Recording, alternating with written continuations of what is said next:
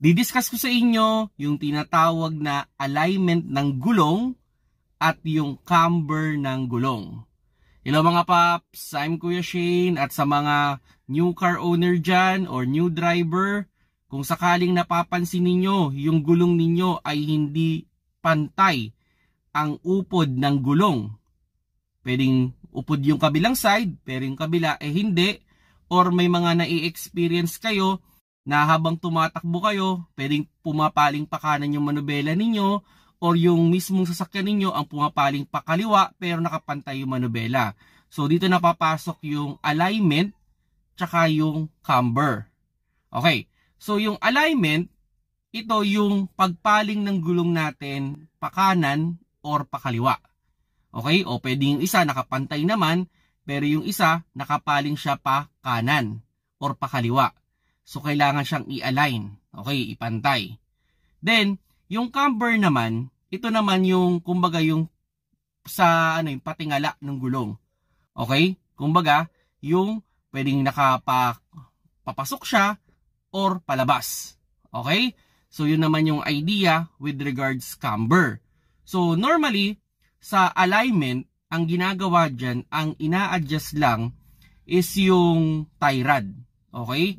So, kumbaga, pwedeng ipasok yan sa isang machine, lalagyan niya ng parang pabigat sa kabila ang gilid, then titingnan niya sa monitor, at makikita na doon kung ano yung alignment ng gulong. So, i-adjust lang nila yung tie rod. So, simpleng process lang to. Kumbaga, sabihin na natin, wrench lang ang kailangan dito. Maa-adjust na nila yan sa tamang alignment. Now, ito, mas murang proseso to. Siguro, roughly, mga presyo, pwedeng mga 300 to 1,000 pesos. Depende sa shop yan. Okay. Now, yung camber, ito yung mas mahal. So, ito, thousands na talaga ang usapan dito. Kumbaga, kung yan ay nakapiki ba ang tawag doon? Nakapiki or nakaano siya? Yung pa-upward, no? So, yung gulong natin, hindi pantay. Although, ganito may mga kotse na normally, iba yung camber talaga niya.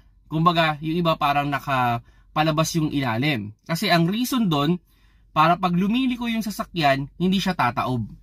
So, depende sa kotse talaga yon. Hindi naman laging perfect na sabihin natin, naka 90 degree yung dalawang gulong. May mga kotse na medyo iba yung degree niya. So, depende sa kotse yan. Now, okay, sabihin na natin, dito naman, ang ginagawa naman, pag kinacamber, actually sa mga modern car ngayon, hindi na uso yung camber.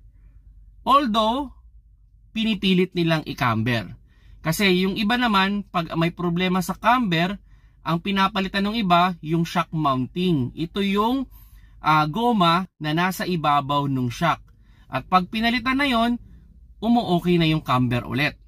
Although, kung okay talaga yon, okay naman yung shock, okay yung mga component, yung mga rubber component dyan, pero hindi pa rin tama yung camber ng gulong, okay?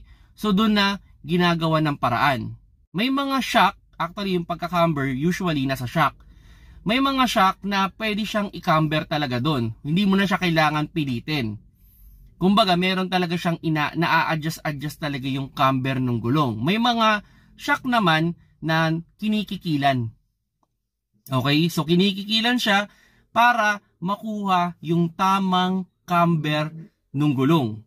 Okay? Pero kung ako ang tatanungin, kung sakali man na for camber talaga yung sasakyan ninyo, bago nyo ipapilit na i-camber, okay?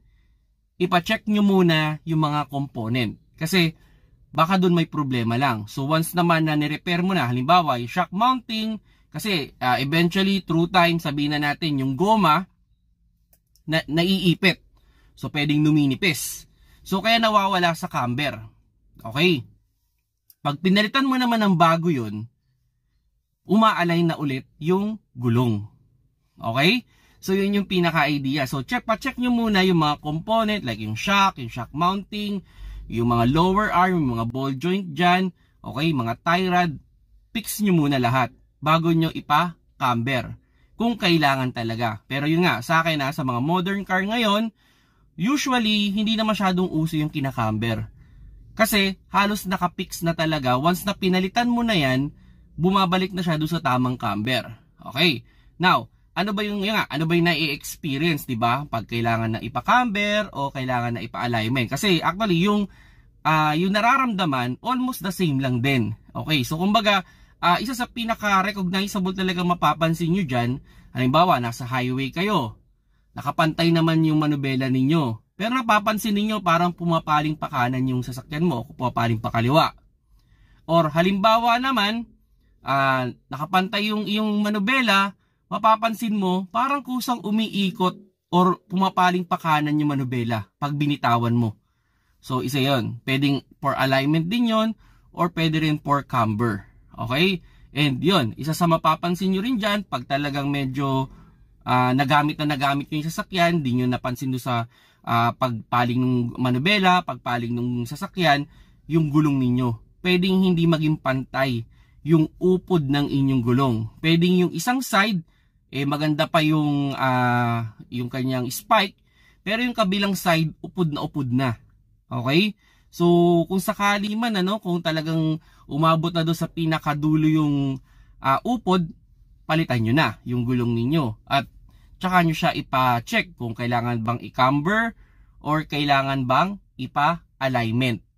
Okay? Kumbaga, you as a car owner, sana chine-check natin yan. Kumbaga, kada PMS, usually tinitingnan naman din nila yan. Isa yan sa mga chine-check nila, yung upod ng gulong kung pantay ba. And pag nakita naman nila na hindi na pantay yung upod ng gulong, there's a recommendation usually na kung kailangan siyang ipa-align or pwede siyang ipa-camber. Okay.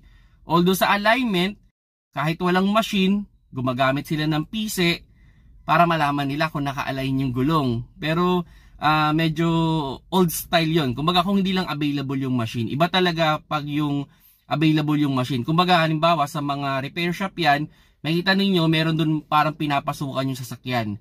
Then makita nyo may parang monitor. Tapos yung gulong ninyo, parang ilalatag doon sa parang timbangan. Then lalagyan siya ng parang yung may yung meron siyang yung parang bakal na nilalagay sa gulong. Tapos lalagyan ng bakal din dito sa manubela mo, ipapantay nila yan. Tapos tsaka nila i-check kung ano ba yung alignment ng gulong. Ako, suggestion ko lang sa inyo mga paps, kung sakaling nagpalit kayo ng shock mounting, o basta kung meron man pinakialaman kayo na related sa alignment ng gulong ninyo, okay din na ipacheck nyo rin yung alignment kung merong machine. Para at least sigurado na walang problema yung inyong sasakyan, hindi mabilis mauupod yung inyong gulong. Kasi, yun nga, pag hindi nyo inalay ng maayos yan, there's a possibility, na mabilis nyong mauupod yung gulong. So, sayang, bibili ka na naman ng bagong gulong. Okay mga paps, so yun mga paps, yung alignment, tsaka yung camber.